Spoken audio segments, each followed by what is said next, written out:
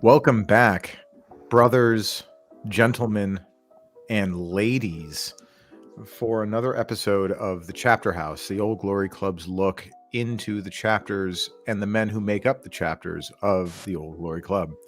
Joining us tonight is Memento Mori from Western Tennessee. Jack, how are you, sir? Man. Great.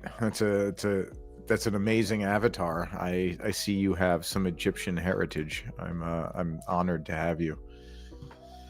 And Memphissippi, which is not that difficult to say, but I think I'm just going to call you Memphis for the rest of the show. Yeah, that's great. Well, thanks for joining us, guys. My question, like right off the bat, is the name Memento Mori. How'd you settle on Memento Mori?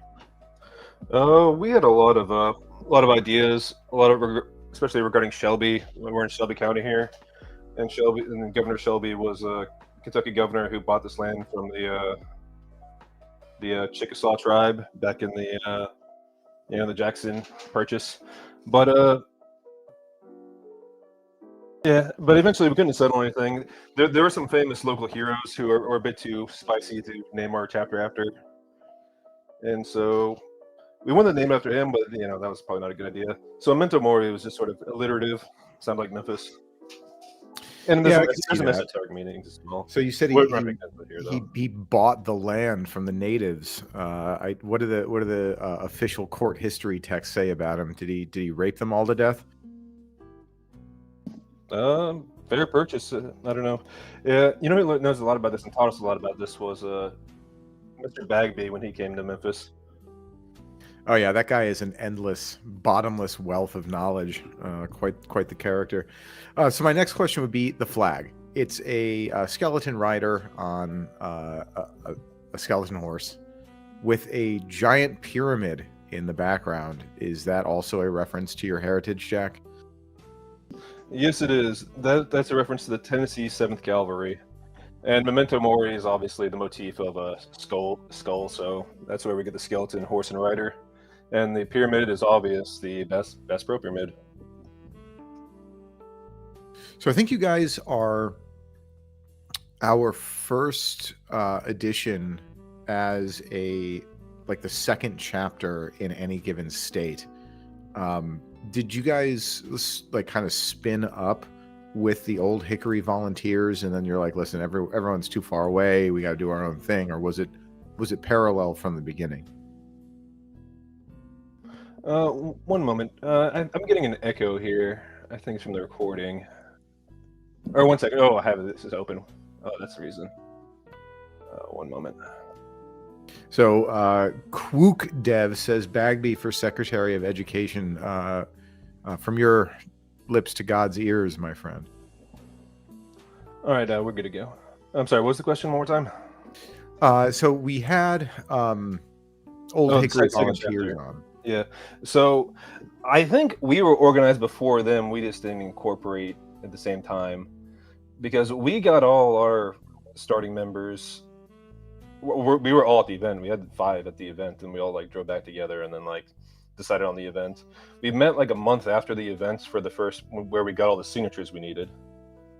And yeah, so I mean, they were starting there right there with us.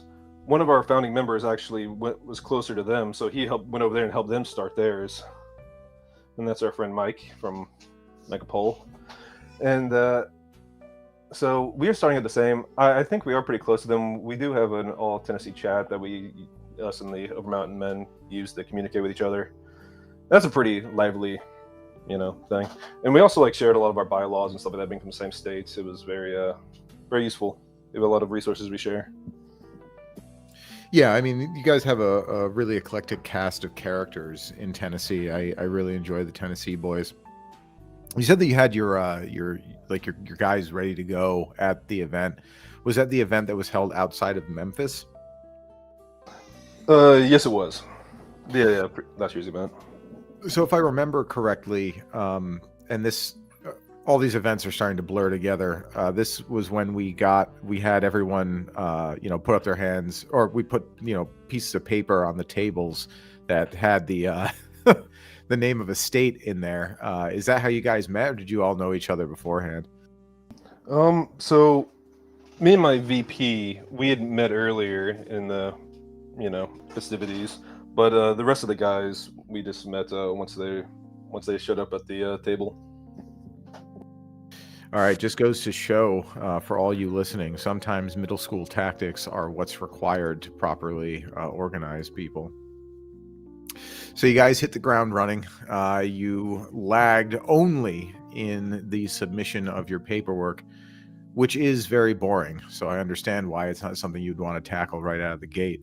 But that being said, what have you guys tackled? Like, what do you guys get up to together? I guess the first question that's in my head is, I know that Eastern Tennessee was, there were some areas that were hit pretty badly by Hurricane Helene. And though the TVA, I don't know is the TVA still actively like taking care of its land? Is it still its own organization? I can only speak about that in West Tennessee. In West Tennessee, like around Pickwick, where if you're familiar with the area, that land is all owned by the TVA. So, I mean, the dam as well is managed. So I imagine they take care of their stuff. Yeah, that makes sense. Were you guys able to send anyone to Eastern Tennessee to help bail out the hill folk? Unfortunately not. It is what it is. Most of our guys are working and all this. It's unfortunate to say, but there are some things about our club that or the Tennessee chapters, I think, are a bit different than the other chapters. Is as far as I know, we're a lot more local. So I mean, as far as like meeting up and getting, we probably do that a lot more frequently than most. Usually, I mean, I see one of our brothers at least once a week, probably at this point, probably more, much more. And we have like one members meeting, one open meeting a month, as well as like they're gonna have 2 open meetings a month where aspirants can attend. So we see each other quite a lot. But yeah, it's rather unfortunate that we were unable to get out to Tennessee. Yeah, I mean, that's a lot of the people in the chapter so far, it seems like, are working men and men with families. It depends on the chapter, of course, but the amount of adventurous men that are in their early 20s, well, the number's growing, but we might not have had them at the time that we needed them. But there will be other opportunities. Worry not. So the localism. Tennessee is a very, I don't know what you'd say, a wide state. So I understand, kind of sectioning it off like that. What's the furthest that one of your members has to travel in order to meet up? So I'm actually in a different state. That's my name, Mississippi. Where Memphis is located is, just over the line between Mississippi and Tennessee. So I actually live in Mississippi, but it's only 30 minutes or so, depending on where we go, for me to attend a meeting.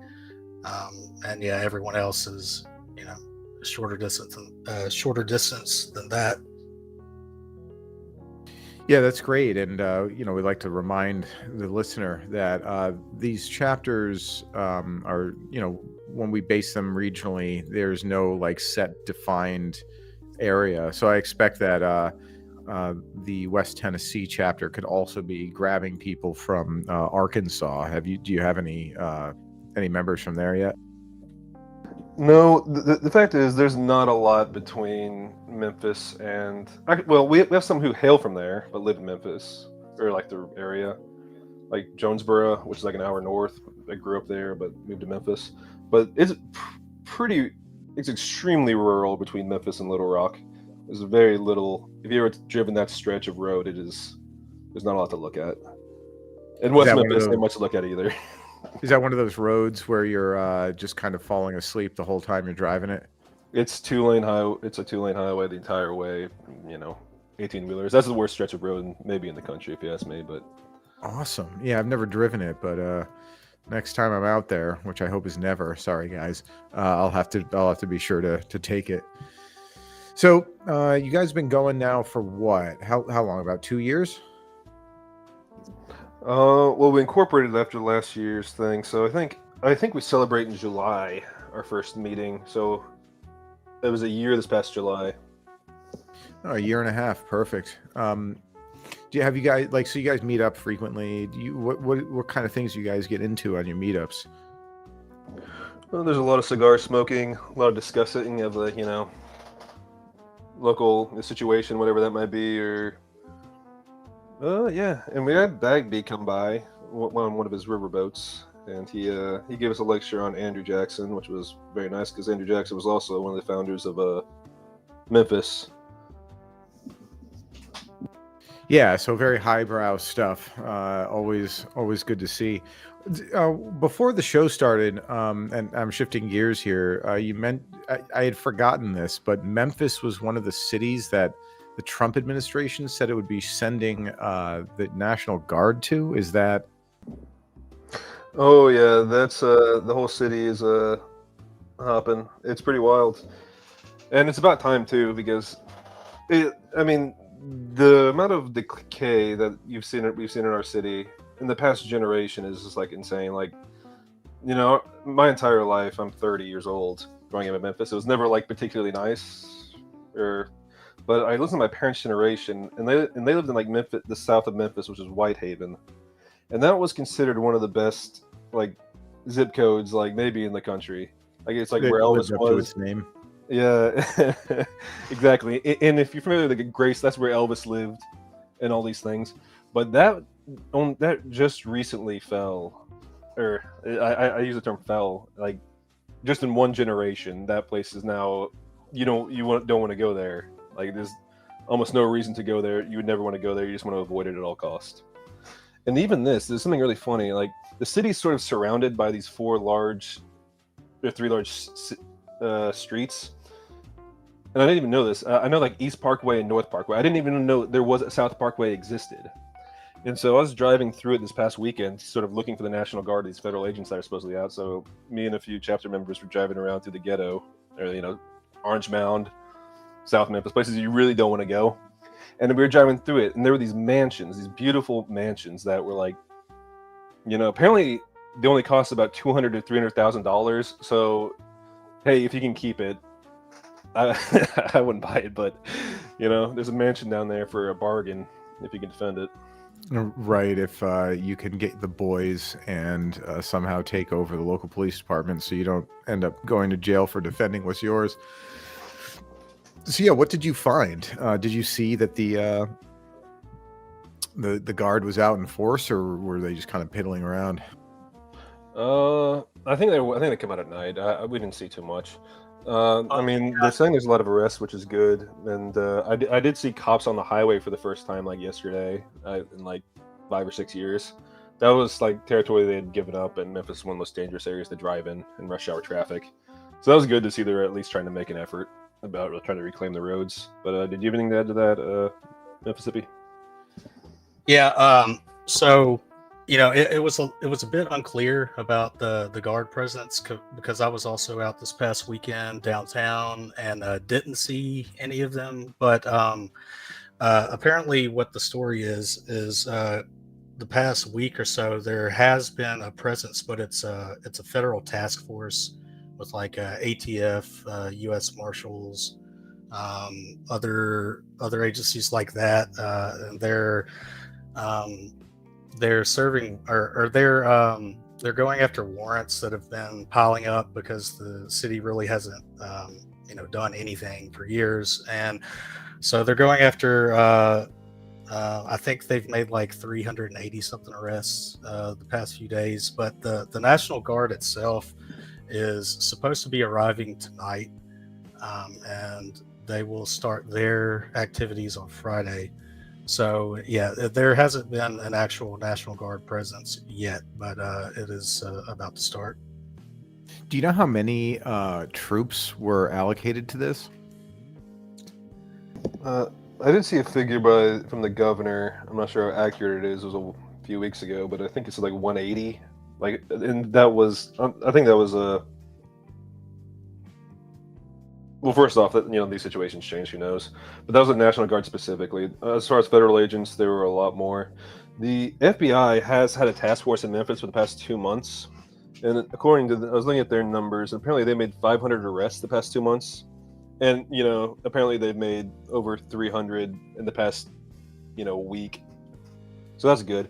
But the other question I had that was really a concern to me and a lot of people was the question of how these people are going to be charged, because one reason crime is so rampant in our city is because of our DA, who was big on bail reform, Soros money. You've seen it before. Apparently, he used to be a law school professor, and in his law class, he preached that the only way to actually fix crime is through education, and the only way people are going to do that is if you inflict crime on them. These are things like he actually said in his to aspiring lawyers.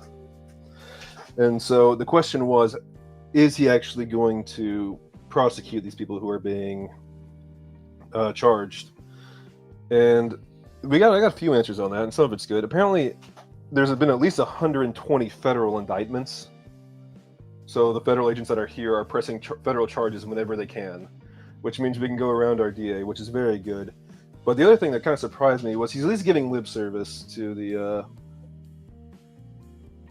Make Memphis Safe Again task force, and so he says he's going to prosecute at least all the violent criminals, and that was something I mean to break down just to see how many of these criminals are actually violent. Because you look at the crimes that are being called out, and it's insane. Like people who are wanted for murder are being brought off the street. Like this person was just on the street and they're wanted for murder, and they found 7 missing children. This is absurd things. Like we don't have to live like this. Yeah, I mean that's kind of a nightmare, and I wonder what does that even mean? That the only way to reduce crime is through education, and the only way to educate people is to inflict crime on them. I don't that is some. I mean, I know you're kind of paraphrasing, but I don't even understand what the sentiment behind that could be. It sounds like he's just basically calling for your DA. Is trying to teach people that anarcho-tyranny is the only way to get the 13% of the population to stop committing crime. Well, it's a little higher than 13% here, but yeah. I mean, if I was being charitable and thought that he actually had some logic behind it, I think it would be, just a Marxist acceleration type of argument. That's giving him all the benefit of the doubt, and that it's not something more nefarious than that. Yeah, I suppose that makes sense. Emptying the prisons is definitely one of the favorite tactics of revolutionaries. So what? Memphis obviously wasn't always this way. What happened? When did the complete takeover of your city's government happen to allow it to get into the state that it is?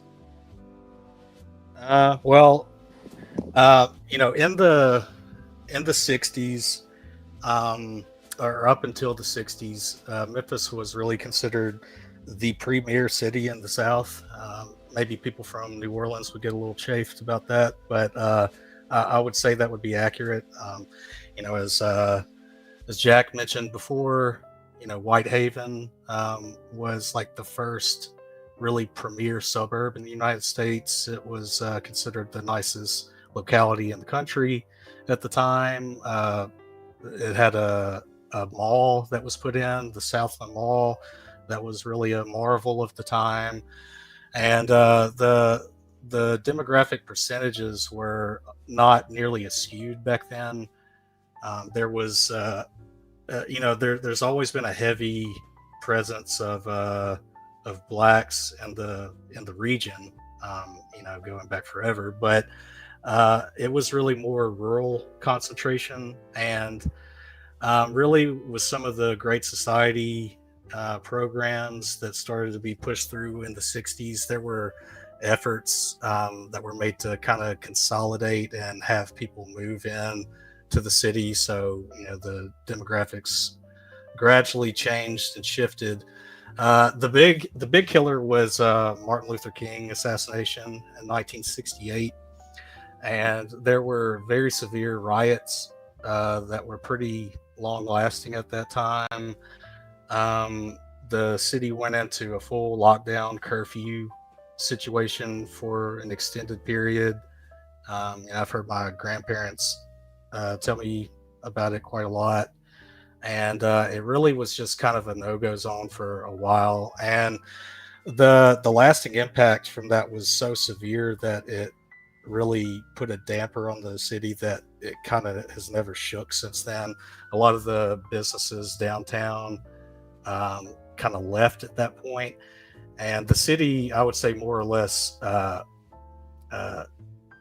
guess it was also. I mean, the magnitude of the event from like a national perception was quite a stigma to overcome. So you had those two things working against it for a while there, and between like the from the 70s into like the 90s, the city just kind of declined and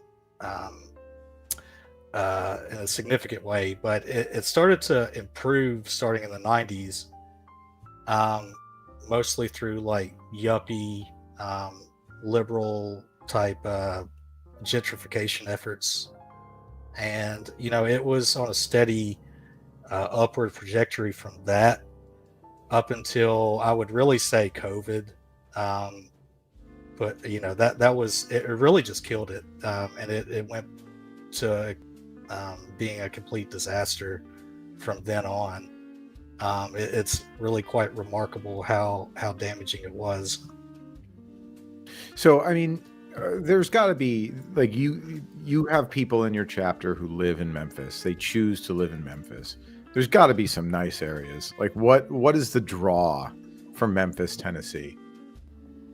Oh, I mean, I was born and raised here. I love it, and for one thing, it is affordable, and the crime and all that stuff is very isolated in a sense. Like, the nice areas are very nice, and the cost of living is low. I will say, like, there is something about this Make It Memphis Safe task force that is giving me hope, because, like, as being born and raised here, and like all my friends are, and a lot of the chapters are, like, we've had many discussions about like do we have to leave the city and then just move somewhere else and just cut our losses? And like, my parents, who born and raised here as well, like, they're only staying here because like my grandmother is still here, and like and she's at a nursing home here, and when she passes, like, they're gonna leave. And I can't put into words how much I hate the fact that I have to discuss leaving, like, the place I was born and raised, and I'm a father, so it's like you have obligations to your family before anything else, even to like your city. But the fact that the choice is thrust upon me, I'm very resentful of the fact.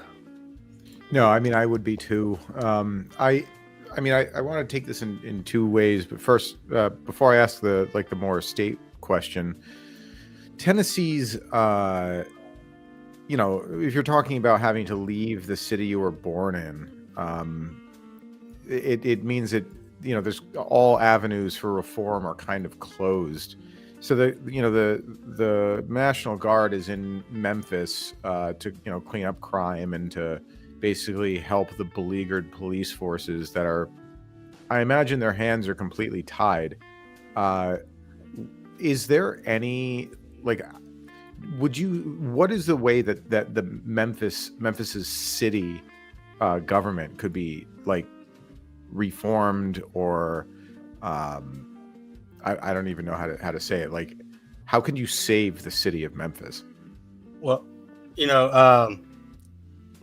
now I'm not saying that I have a clear outline path for that, but what I will say is, though we do have some obstacles that are possibly worse conditions than any of the other chapters, there's also some advantages, because, like, if you take a look at the news lately, cities like Chicago or Los Angeles or Portland, some of the resistance that those cities are showing to the ICE and National Guard presence. You're not going to get that in Memphis, and you're never going to get something like that in Memphis. And I mentioned, the riots after Martin Luther King was shot in '68. Well, that's actually the last time there were riots in Memphis, even with all the crap that happened in 2020. There never were riots here. And that's just kind of an odd, it's kind of an odd situation, maybe to the outsider, but I think it indicates a couple of things. One is that really a lot of this crime that is present is really just crime committed by opportunists because there's no resistance at the moment. It's not directly channeled as much as some other areas and influenced, if you kind of understand where I'm going with that. And you're not going to have this institutional opposition like you have in some other areas, because it's not a stronghold of like elite, wealthy, leftist power. So, if there was like a decision made where like a lot of people moved to the area, because some of these elections for DA, mayor, I mean, it's not that many of this criminal element class that we're talking about. It's not like they're voting. Most people in general don't vote. Like you could, if you were really motivated, take over some of these institutions, in my opinion, with a focused takeover and not have as much resistance as you have elsewhere. And that would be my pie in the sky outline for it. But it's not hopeless if a decision was made. I also have something to add to this a little bit, as far as there has been hope from the state level, simply because we do live in Tennessee after all, and we do have a red Senate, House, and governor. So I was talking about the DA earlier. There was sort of an effort by this. There was a state legislation that did two things. So our DA's big thing was bail reform. Essentially, as a DA, you recommend to the judge bail, and he wanted to make bail always affordable. So he often advocated for even violent criminals to be released on their recognizance, just going off recognizance. Yeah, just for free, basically, back on the street. And the state did pass two things that are different from other states.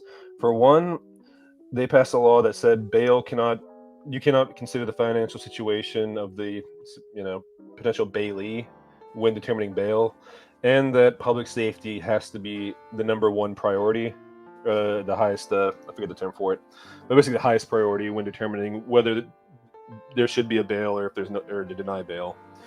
But and that's a good effort, and that was, I think, to directly sort of stymie him. But at the end of the day, the judge is the one who makes the bail decisions, and they just take the recommendation, usually the prosecution, if bail is needed. But the other thing about it too is that let's say a bailee, which does happen, a bailee gets released on very little bail or no bail, and he goes out and commits another crime. It's not the magistrate or the prosecutor who will be held accountable for that. The fact is, you sue a citizen who's like a victim of a crime of a bailee will then sue the state, and so basically it goes back to the taxpayer is paying for it instead of any kind of criminal prosecution on the judges, which I think is a failing. But that's good. And also, you have people going after on the Senate, on the state Senate level, basically accusing our DA at multiple attempts of trying to get him thrown out. But for that, you need 2/3 House and Senate, Tennessee House and Senate, which is not an easy thing to do, especially without an actual crime. Dereliction of duty or incompetence is not a real crime, or I guess it's hard to convince 2/3 majority that it is a crime. But yeah, but there is action on the state level that we do see, which is cause for hope, I guess. Yeah, I mean, I'm sorry. Yeah, one brief thing I meant to mention is this current DA that's so terrible that we're talking about. He was elected in 2022, and prior to him, there was a woman who had been DA for several years, and she was a Republican. And so I just want to emphasize, like, if you have a Republican DA for a while, like, we're not talking about a situation like Chicago or San Francisco, like there, and under her direction, like, crime had plummeted for many years in a row. And there was just kind of a astroturfed campaign to throw her under the bus, especially after the 2020 riots and whatnot, and that national mood.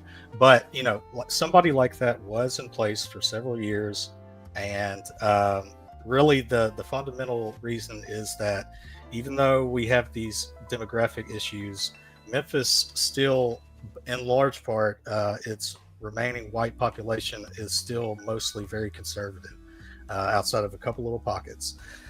You're not going somewhere like New Orleans, also in the South, is a very different animal. If you look at, like, voting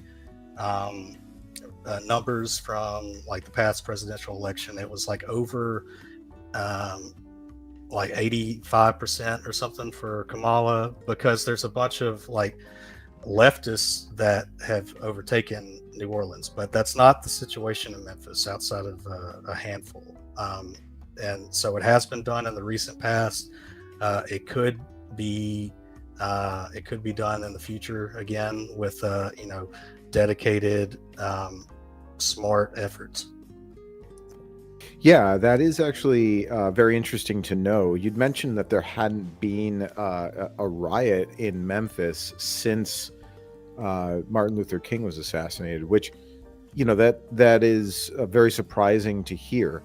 I guess this kind of speaks to a generalized apathy of, I don't know what you'd call it, the regime or the network of left-wing NGOs that's doing so much damage throughout the United States, that they're not really looking at Memphis, which, I don't know, it being situated on the Mississippi and having a major international airport makes me think that's kind of a blind spot for them, but maybe they just don't have the resources for it.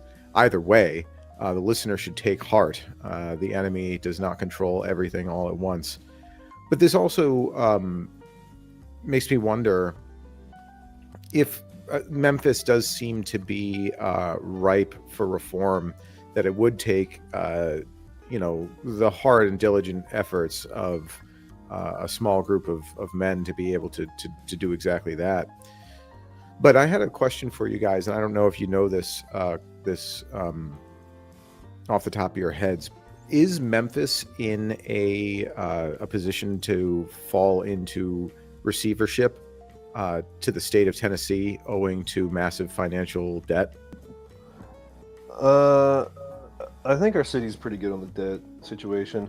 It did default before, after it did give up its charter, but once before. But that was after the yellow fever epidemic, which is also another name for the chapter that we didn't go with, the yellow fever epidemic. But yellow fever as a chapter name would give some very interesting.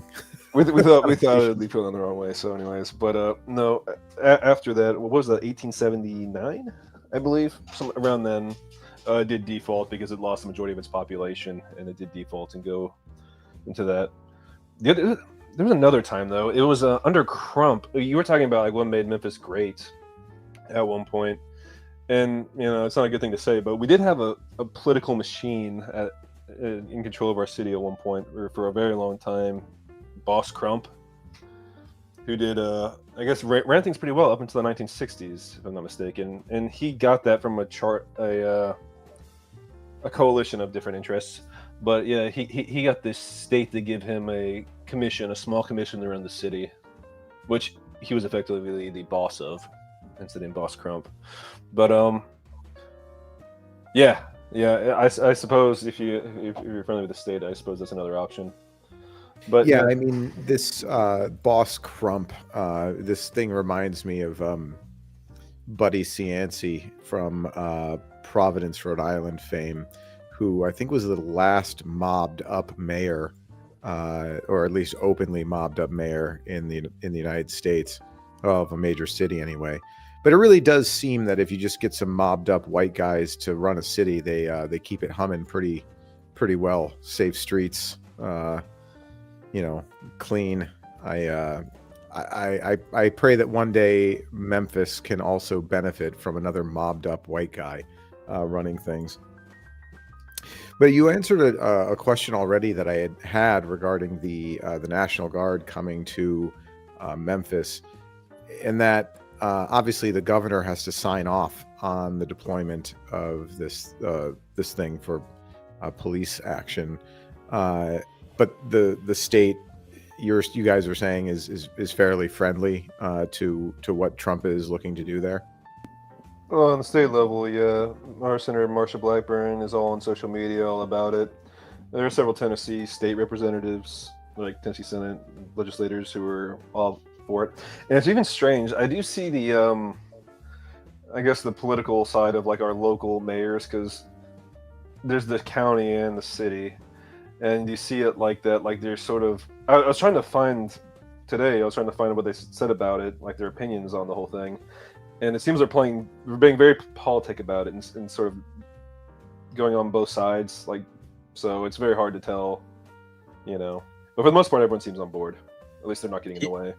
Yeah, you're not going to have just outright like hostile speeches. Like Memphis is not a place where you can be like light on crime. It's So even yeah. I mean, it's like some of these mayors here lately have been making like basically insurrectionary type speeches in public, and you're not going to get that. The Memphis mayor has basically had like milquetoast. I mean, I think we could have spent resources better ways, but the decision's been made, and I mean, part of that is him not having the backing of the firebrands, but it's also that, I mean, he knows that his hands are tied because of it being a strong red state. The authority ultimately lies with the governor, and there's only so much pushback a city on its own can do without the backing of the state at large. Yeah, I mean, we saw examples of this in Chicago recently, where the police, or at least this was a report that I read, that the police were told not to respond to calls for aid from federal agents when they were, being surrounded by a mob. Is that something that you think would likely happen in Memphis? I mean, you already mentioned that there isn't kind of a large left-wing apparatus operating on the ground there, so that the organization required to kind of deploy mobs that are going to contest federal agents isn't necessarily as likely. But in the event that something like that would happen, is that something that the mayor would likely support? Personally, I don't think so. At least not in a large concentrated, or at least not in a broad effort. He might, and like here and there, focused things at most. But I mean, the other thing he would have to be, the other hurdle he would have is, there's anecdotal evidence online. And I mean, if you're out talking to people, you would know the same, that even these people who you might think would be openly hostile to this move, a lot of them are actually pretty excited, because conditions have been so bad in some of these neighborhoods and just gone unchecked for so long, that a lot of especially the women, they're really, a lot of them are welcoming the effort and think that I think they just don't really care who's doing it. They're just glad to see something done. So no, I don't think there will be a broad scale subversion attempt by the mayor's office. I think there's several there's several optical things out there that are indicating to me that they'll probably just try to get this over with as quickly and quietly as possible. Yeah, and I think there is broad public support for this in the city, like even among I mean, the demographics even of like the people who vote Democrat are not what they are in Portland. Portland, Memphis is not Portland. There's not these like Antifa element very present in the city. We have different kind of Democrats, and also as far as like not responding to federal things, I think the police department is relatively on our side. I think they might be demoralized from years of our current DA and mayor. But that's a different situation. And anecdotally, I'm not sure if any of this is true. I have friends who have sent me videos from Instagram of like game wardens pulling people over. So whoever they can get, and DEA assisting with traffic stops. So there's a lot of that apparently. So I don't think there's any conflict between them as far as I know.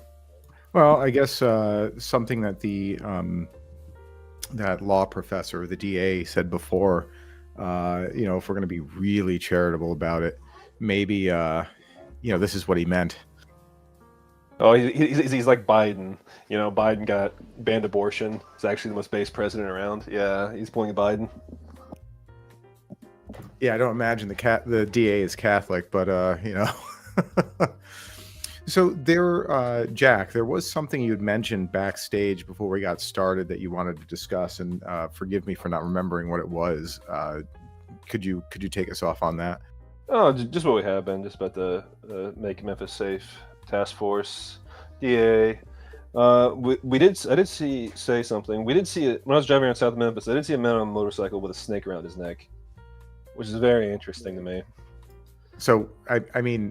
That is very strange. Was it alive?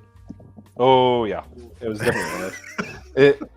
Yeah, we got some pictures of it, but maybe I think I'm around here somewhere. I might send them to you afterwards. But Memphis has a lot of weirdos. Like we weren't really gonna go down this path, but Memphis has like a lot of like real big freaks. Like a lot of crimes have cities of crime. Chicago and everything, Detroit.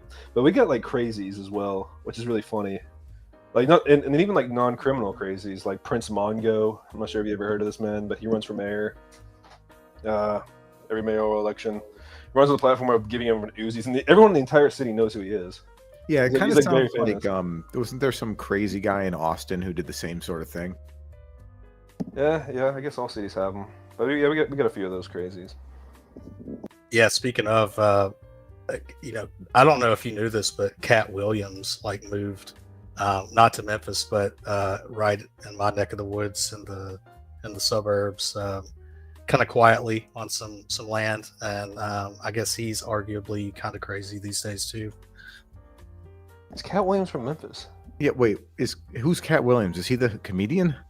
Yeah, the really short black comedian. Yeah, he's a pimp. Is he the pimp guy? Yeah. Yeah. Okay. I mean, everyone's got to come home someday. That's good for him, I guess. I don't think he's from here. No. So I've been to Memphis once. I drove from the airport to the east, and all I saw the whole way were strip malls. And it kind of reminded me, and forgive me. You probably drove down Winchester if you're driving off the airport and just go east, which is also where we saw the snake. The guy with the snake.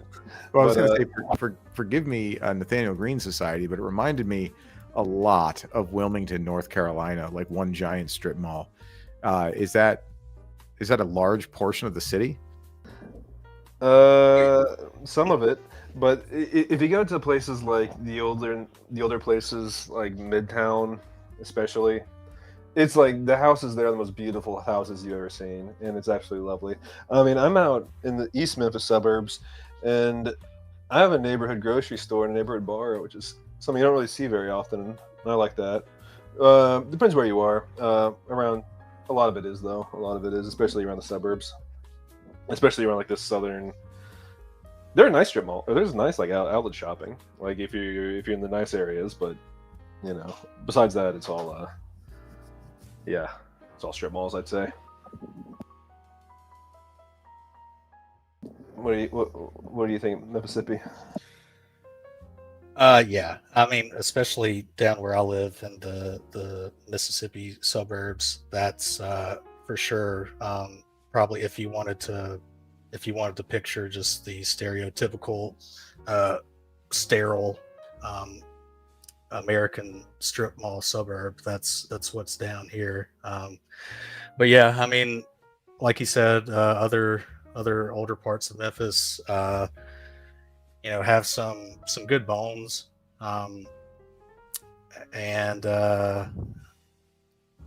yeah, compared to some others, I don't know. I mean, I'm not sure that it's any worse than in any other city that I've been to lately. I mean, it's better than some. Have you been to Jackson, Mississippi? Not my favorite place, but yeah, it's not the best, not the worst. Some nice. Stay in the nice areas. Stay between Poplar and Walnut Grove, and you'll be fine.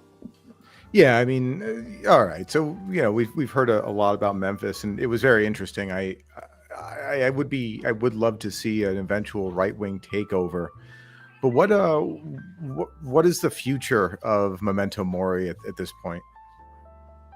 Well, as far as recruiting, it's sad to say, but following the Charlie Kirk shooting, there have been a very large uptick in prospects trying to join. We've been pretty swamped, actually.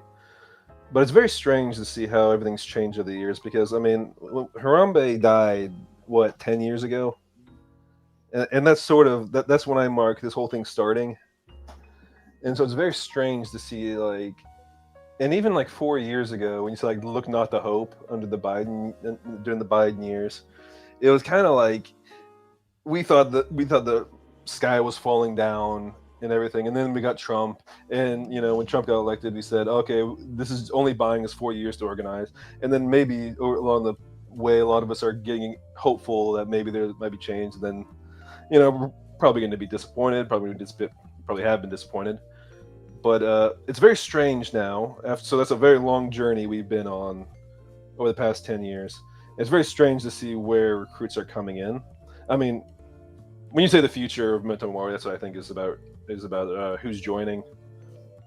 But I mean, who's joining, and I guess what's the leadership like?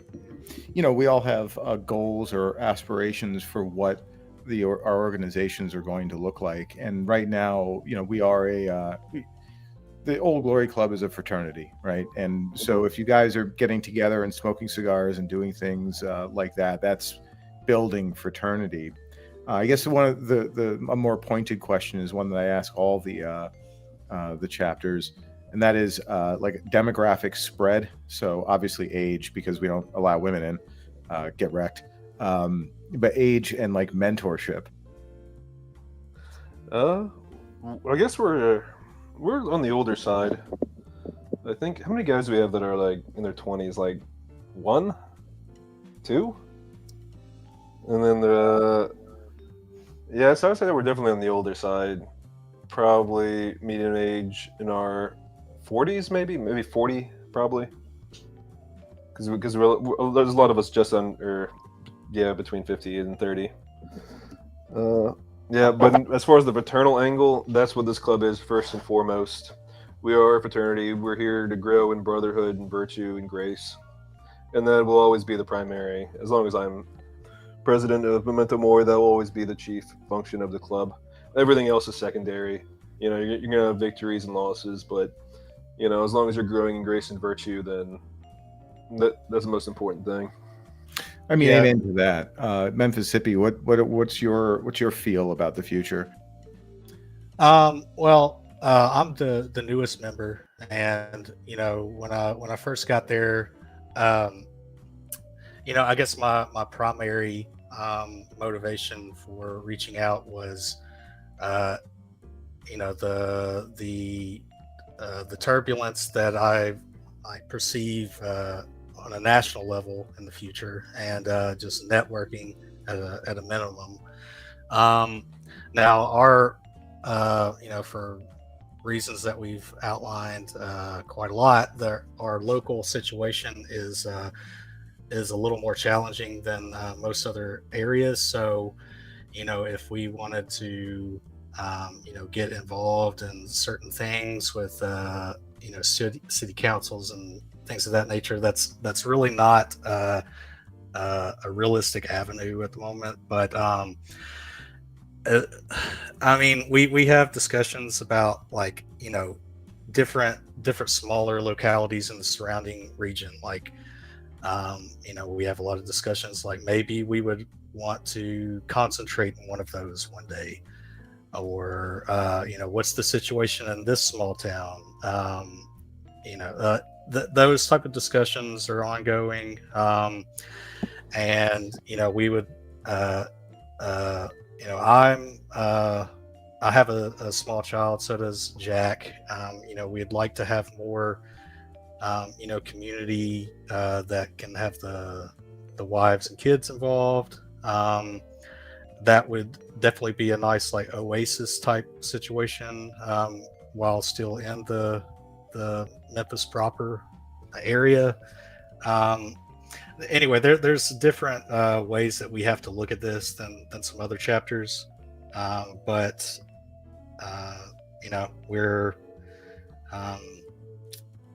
several different discussions going, but we need to grow a little more before having discussions that get a little more serious. Yeah, I mean that's very encouraging. You mentioned that a lot of your guys are in their 30s or 40s, which I imagine makes them many of them family men. And if you're talking about how Memphis isn't really a place that's conducive to raising a family, I imagine that kind of colors what the future looks like. But if you don't mind my asking, you guys said that you had a big uptick after Mr. Kirk's assassination. I think that's true for most organizations that want to bring men together for higher values than just smashing everything up and tearing down the culture the way that the left-wing organizations kind of organize themselves.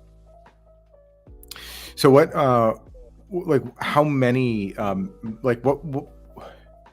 how did the percentage of your current chapter, of your current member base, what percentage of that did you get in in interest?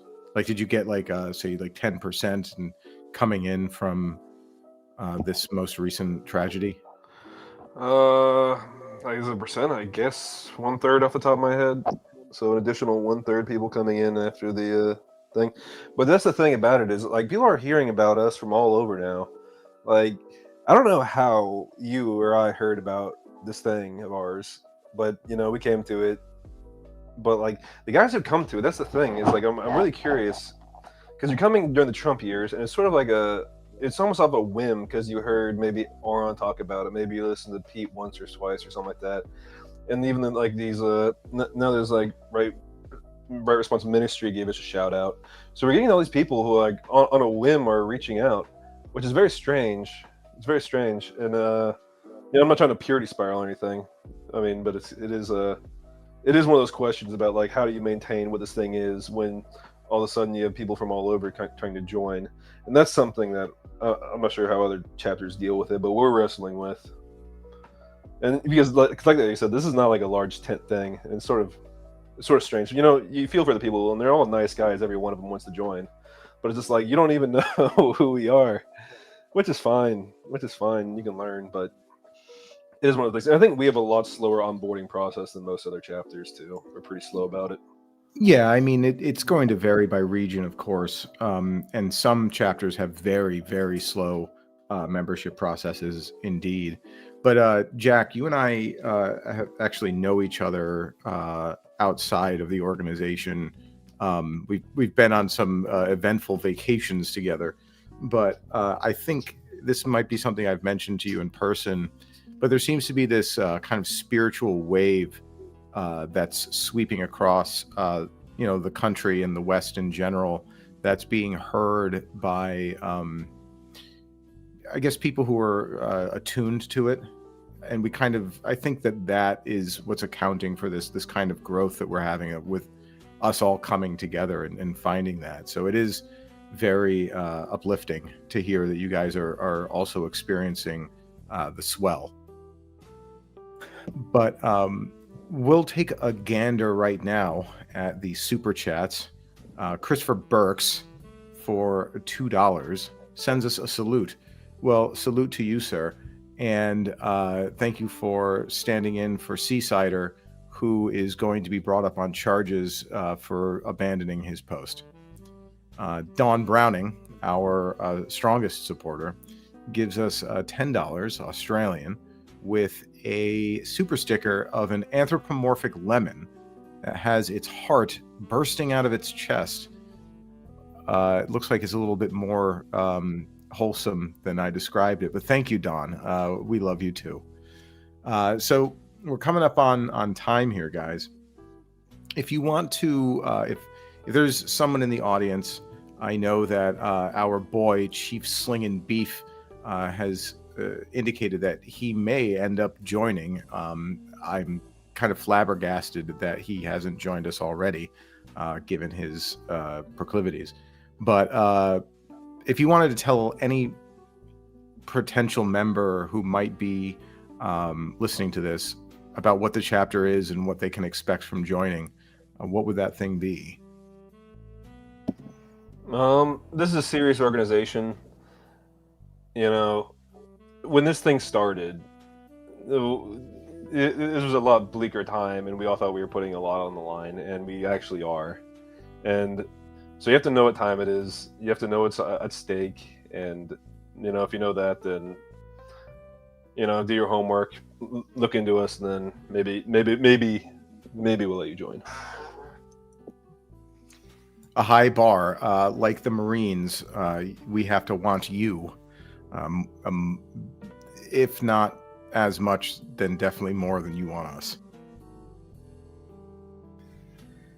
Yeah, and something I've told the guys a lot is, you know, I had gotten to a point where, you know, I guess I knew too much to really have discussions with people I cared about, friends and family, without just you know, frightening them in a way, you know. And I don't think that's healthy. I don't think that you should put the people you care about through that kind of thing.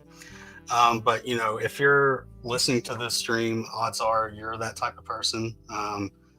And you know, it is such a blessing to find other men that are on the exact same page with you, that you can have deep discussions for hours and, you know, not even realize any time has gone by.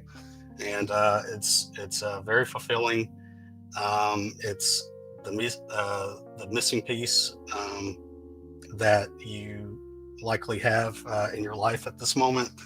So yeah, don't burn bridges around you. Don't spurg out and you know, scare your relatives. Just hold it in. Find other people that are on the same page with you, and join your local OGC chapter. Sage advice. There's definitely an aspect. Knowledge is a prison. You can't unknow the things that you've known, and most people don't want to join you in that prison. So find people who are already behind bars with you, boys. But thank you for joining us, Jack, Memphissippi. You guys did a great job representing Memento Mori of West Tennessee. Where can our potentials find you? The Old Glory website, and yeah, follow our email address there. I don't have it in front of me. I think it's, yeah, you'll find it there. No social media, just support the OGC.